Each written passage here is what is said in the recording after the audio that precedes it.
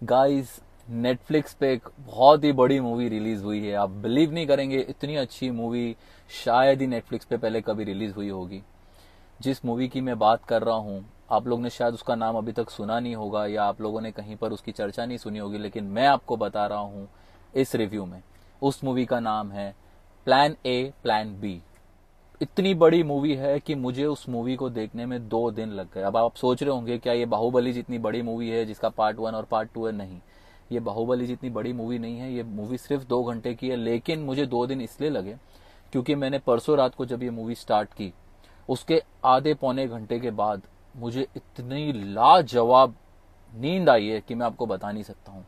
अगर आप लोगों को नींद नहीं आ रही है घर पर कभी भी, अगर आपको ऐसा लग रहा है, तो आपको कोई भी उल्टी सीधी दवाई लेने की जरूरत नहीं है।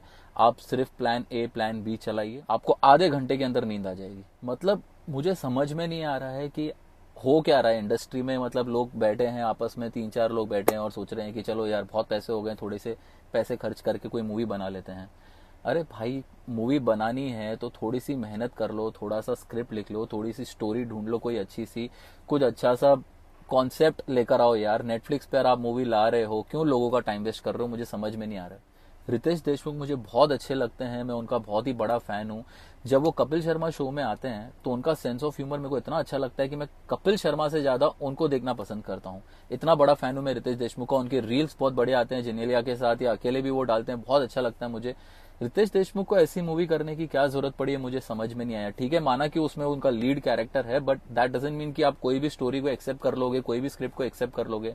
यार क्यों वेस्ट कर रहे हो ऑडियंस का टाइम, मुझे समझ में नहीं आ रहा है। प्लान ए प्लान बी, आप लोगों का प्लान सी होना चाहिए था कि कैंसिल करते हैं, सी फॉर कैंसिल। इस मूवी को आपको कैंसिल करना चाहिए था, नहीं बनाना चाहिए था। तमन्ना जैसी साउथ की सुपरस्टार को आपने लिया है और क्या किया मूवी में। पूनम डिलन इतनी रिस्पेक्टेड एक्ट्रेस। मैं आपको एक डायलॉग बताता हूँ मूवी का। उस मूवी में एक डायलॉग है जहां पर पूनम डिलन बोलती है कि अब मेरे रिटायर का टाइम हो गया है, इसके बाद मैं और मेरी PUSSY, मैं वर्ड नहीं बोलना चाहता हूँ, इतना घटिया वर्ड आप इतने रिस्पेक्टेड एक्ट्रेस के मुंह से निकवाल रहे हो। यार उनकी रिस्पेक्ट इतनी है इंडस्ट्री में, उन्होंने इतने बड़े बड़े काम किए, उनको आप ऐसा डायलॉग दे रहे हो और वो डायलॉग बिल्कुल फनी भी नहीं लग रहा है, इतना वल्गर लग रहा है। और उस टाइम पर तो मुझे एक ही फीलिंग आई कि भाई क्या चल रहा है इंडस्ट्री में, आप इतने बड़े एक्टर को लेकर ऐसा डायलॉग बुलवा रहे हो। That is very very bad.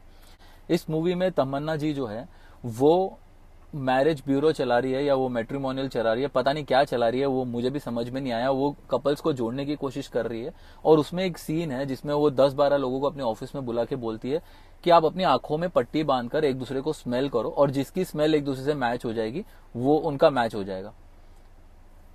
Seriously, मतलब स्मेल करो भाई, ये क्या सीन था, मेरे समझ के बाहर था। मैं अभी तक शॉक में हूं कि मैंने ऐसे सीन देखे हैं मूवी में। और मैंने ये मूवी कंप्लीट करी है क्योंकि मुझे इस मूवी का रिव्यू देना था।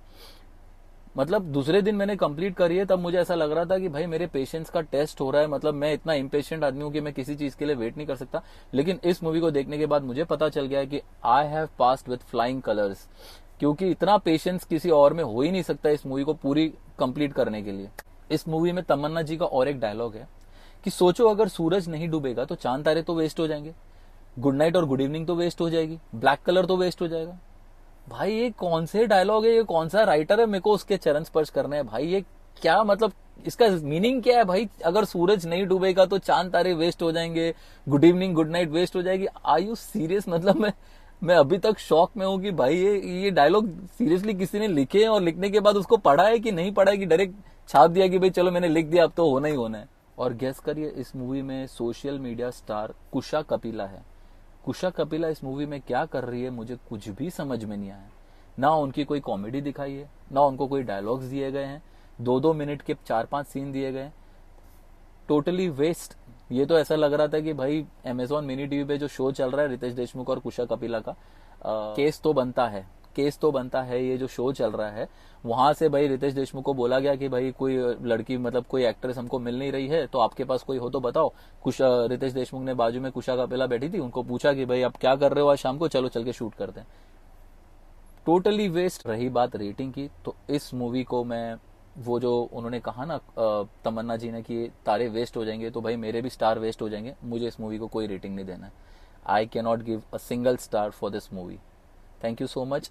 हमारे अगले रिव्यू के लिए आप बने रहिए, हमारे चैनल पे सब्सक्राइब करिए, लाइक करिए, शेयर करिए, बेल नोटिफिकेशन प्रेस करिए और कमेंट करिए कि आपको आगे और कौन से रिव्यू देखने हैं। Till then bye bye, take care, thank you.